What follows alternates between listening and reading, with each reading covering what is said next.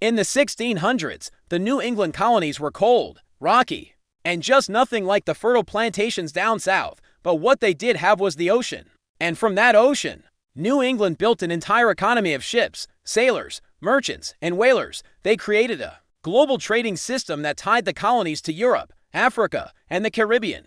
This is the story of how shipbuilding and trade turned a rugged, unforgiving region into the commercial engine of early America. New England's land was tough. We're talking thin soil, short growing seasons, and absolutely brutal winters. Large-scale agriculture just wasn't going to work here, but the region had three priceless resources: hundreds of miles of coastline, deep natural harbors, and endless forests of white pine and oak, which were perfect for shipbuilding.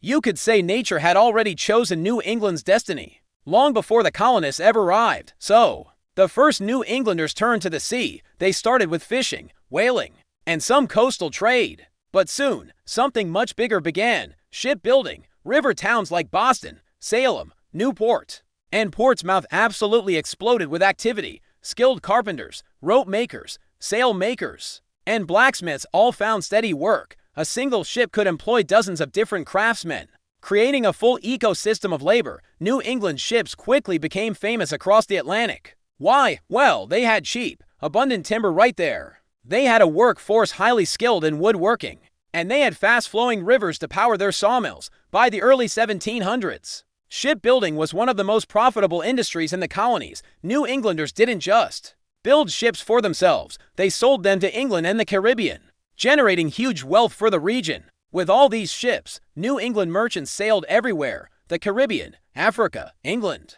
Spain, even deep into the North Atlantic. But the most important route was the triangular trade. It worked like this: rum made in New England was traded in Africa for enslaved people. Those people were then tragically sold into slavery in the Caribbean. And finally, molasses and sugar from the Caribbean returned to New England to fuel the rum industry. It was a profitable system, but one deeply tied to the immense brutality of the transatlantic slave trade. These ships carried goods the whole world wanted. They exported dried cod, timber, rum, whale oil, furs, and even the ships themselves. In return, they imported sugar, molasses, tea, manufactured goods, textiles, and wine. In towns like Boston and Newport, a new class of wealthy merchant families rose to power, often becoming the political leaders of their day. By the 1700s, New England wasn't just a farming society anymore, it was a commercial machine. Shipyards lined the coasts, merchants dominated the economy, and sailors carried New England goods across the globe.